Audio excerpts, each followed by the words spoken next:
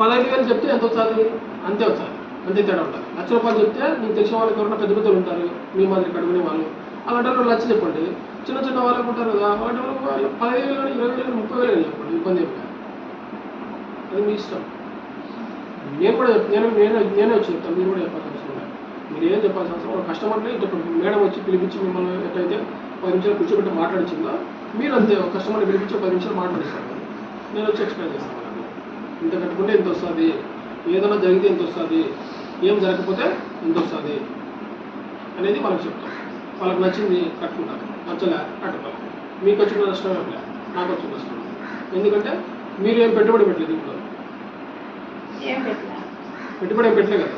మీకు చెప్పారు వాళ్ళకి ఇంత కట్టుకోండి, మీకు మీ ఫ్యామిలీకి ఇంత కట్టుకుంటే ఏదైనా జరిగితే ఎంత వస్తుంది లెక్క అని చెప్పి చెప్పారు.